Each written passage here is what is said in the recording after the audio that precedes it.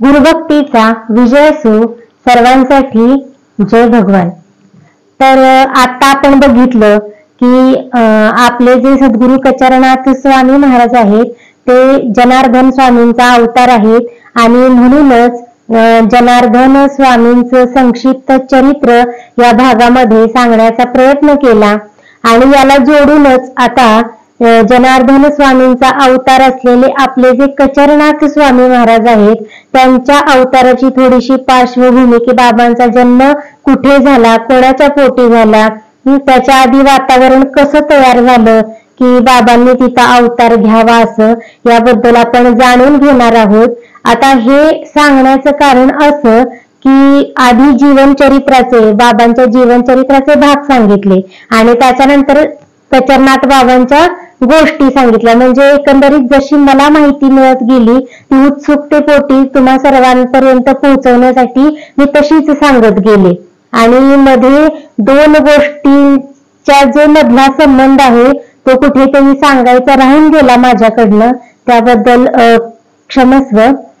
मी पुन्हा एकदा प्रयत्न करते हे तुम्हाला सांगायचा. आणि जीवनचरित्र कुठून सांगितलं आणि कचरनाथ बाबांच्या गोष्टीचे भाग मी तुम्हाला कुठून सांगते हे सुद्धा मी सांगणार आहे तुम्हाला. त्यासाठी तुम्ही व्हिडिओ पूर्णपणे इथून पुढचे सर्व व्हिडिओ संपूर्ण बघायचे आहेत. तुमच्या प्रतिक्रिया कमेंट बॉक्स मध्ये सांगायला विसरायच्या नाहीत. तर आता बाबांच्या विषयी थोडंसं सांगणार आणि नंतर मग पुढे आपले गोष्टी भाग कंटिन्यू करणार. गुरुभक्तीचा विजय असो सर्वांसाठी. जय भगवान. तर श्रोते हो, या आधीच्या भागामध्ये आपण पाहिलं की जनार्दन स्वामींनी देवगिरी या किल्ल्यावरती समाधी घेतली आणि त्याच्यानंतर काय झालं की त्यांचे जे शिष्य होते एकनाथ महाराज हे काय झाले की आपल्या गावी म्हणजेच पैठणला राहू लागले आणि आपल्या गुरुच्या पुण्यतिथीला म्हणजेच मार्गशीर्ष षष्ठीला हे जनार्दन स्वामींच्या समाधीचे दर्शन घेण्यासाठी देवगिरीला येत असत. पुढे काय झालं तर एकनाथांनी वारकरी संप्रदायाची ध्वजा आपल्या खांद्यावर घेतली आणि ज्ञानेश्वरीची प्रत म्हणजेच भाषाशुद्धी केली. तसेच आपण त्यांचा एकनाथी भागवत हा ग्रंथ ओळखतो, तर या भागवताचा मराठी अनुवादसुद्धा या एकनाथ महाराजांनी केला. आता या कार्याबरोबरच अखंड नामस्मरण, संकीर्तन, त्याच्याबरोबरच तीर्थयात्रा असा एकंदरीत एकनाथ महाराजांचा परिपाठ होता आणि वारकरी संप्रदायाचे अधिकारी पुरुष संत म्हणून एकनाथ महाराज पुढे पुढे प्रसिद्धीस आले आणि त्यामुळे दरवर्षी मार्गशीर्ष षष्ठीला जेव्हा एकनाथ महाराज देवगिरीला आपल्या गुरूंची पुण्यतिथी साजरी करण्यास येत असत त्यावेळी वारकरी संप्रदायाचे अनेक भक्त एकनाथ महाराजांसोबत या देवगिरीवर येत असत. मग एकनाथ महाराजांचा नाव लौकिक पुढे पुढे जसा वाढत गेला तसा हा जो जनार्दन स्वामींचा पुण्यतिथी सोहळा आहे तो अधिकच व्यापक होत गेला. पुढे मग महाराष्ट्रातील बहुतेक वारकरी संप्रदायाचे लोक या मार्गशीर्ष षष्ठीला देवगिरीला येऊ लागले आणि अशा तऱ्हेने मग पुण्यतिथी सोहळ्याची वारी जी आहे ती अधिकच दृढ होत गेली आणि पुढे मग एकनाथ महाराजांनी देह ठेवल्यानंतर सुद्धा या पुण्यतिथी सोहळ्यामध्ये कसलाही खंड पडला नाही, तर अधिकाधिक म्हणजे यात्रेच्या स्वरूपात लोक या देवगिरी किल्ल्यावर हा पुण्यतिथी सोहळा साजरा करण्यासाठी येतच राहिली. त्याच्यानंतर काय झालं की अहमदनगर, औरंगाबाद, खानदेश किंवा नाशिक, धुळे, जळगाव किंवा विदर्भ, मराठवाड्यातील अनेक वारकरी संप्रदायाचे जे लोक आहेत ते या पुण्यतिथी सोहळ्यासाठी या देवगिरी किल्ल्यावर चालत किंवा वाहनाने हे येतच असत. त्याच्यानंतर काय झालं की नाशिक जिल्ह्यातील भाविकसुद्धा या ठिकाणी मोठ्या प्रमाणावर येऊ लागले. मग याच जिल्ह्यातील चांदवड तालुक्यातील काही भक्त त्या काळी या देवगिरीची वारी करत असत आता जनार्दन स्वामी हे जे होते ते दत्तपंथी असल्याने आपण याआधी ऐकले संक्षिप्त चरित्रामध्ये की जनार्दन स्वामींचे गुरु कोण होते, तर साक्षात दत्तप्रभू होते आणि औदुंबर या ठिकाणी त्यांनी त्यांना बोध केला होता आणि दीक्षा दिली होती. दत्तांनी त्यांना अनुग्रहित केलं होतं आणि म्हणूनच या पंथामध्ये, या दत्तपंथामध्ये काय होतं की विभूती ही अतिशय महत्त्वाची आणि त्यामुळं जनार्दन स्वामी काय करत असत की विभूती दान करत असत. कारण दत्तपंथ व नाथपंथ यामध्ये या विभूतीला अनन्यसाधारण महत्त्व आहे. नवनाथामध्ये आपण बघितलेलं आहे की मच्छिंद्रनाथांनी एका स्त्रीला पुत्रप्राप्तीसाठी विभूती दिलेली होती आणि त्या स्त्रीनं काय केलं तर ती जी विभूती होती ती तिनं अविश्वासानं ती एका शेणाच्या ढिगाऱ्यावरती उकिरड्यामध्ये फेकून दिली आणि त्याच्यानंतर काय झालं हे आपल्याला माहितीच आहे.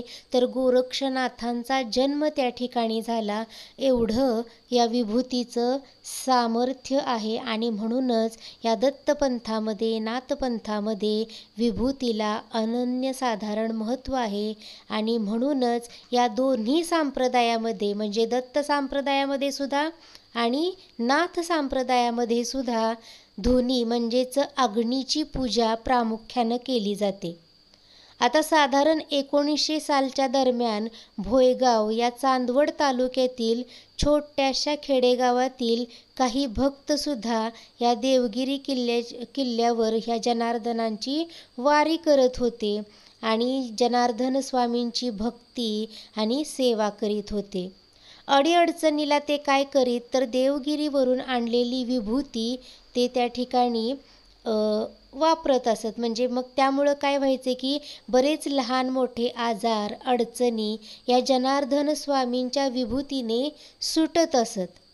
मग भोयगाव हे त्या काळी काय होतं की एक छोटंसं खेडेगाव होतं आणि भोयगावपासून हा जो देवगिरी किल्ला आहे तो 137 किलोमीटर अंतरावर आहे. बहुधा हे भक्त देवगिरीची वारी पायी प्रवास करून करीत असत आणि जनार्दन या नावाचा म्हणजे आपण बघितलं की काही लोक जगर्धन सुद्धा म्हणत होते आणि म्हणूनच या जनार्दन या नावाचा अशिक्षित आणि या खेडूत भक्तांकडून पुढे जगर्धन असा अपभ्रंशसुद्धा झालेला आहे. मूळ शब्द हा जनार्दनच आहे. तर आता याच भोयगावामध्ये एक नत्थूबाबा नावाच्या व्यक्ती होते आणि हे जे व्यक्ती होते ते काय करत होते की जनार्दन स्वामींचे ते सेवा करीत असत. आडल्या नडलेल्याला, गोरगरिबांना, दीनदुःखितांना ते काय करत की जनार्दन स्वामींची विभूती द्यायचे आणि त्यामुळं काय करायचे की श्रद्धेमुळं त्या भाविकांचे अनेक प्रश्नसुद्धा मार्गी लागत होते. आता या ठिकाणी बघा श्री विठोजी भागोजी केदारे व त्यांच्या धर्मपत्नी हे सुद्धा याच भोयगावचे रहिवासी होते. बघा हा अतिशय सामान्य पण अत्यंत धार्मिक असा परिवार होता. जनार्दन स्वामींची सेवा करणारे जे नत्थूबाबा हे विठोजींच्या भावकीतलेच एक होते आणि त्यामुळे नत्थूबाबा व विठोजी हे दोघे एकत्रच असत आणि देवगिरीची वारीला जेव्हा हे जात त्यावेळी सुद्धा हे नत्थूबाबा आणि विठोजी हे सुद्धा त्या ठिकाणी एकत्रच वारीला जात असत.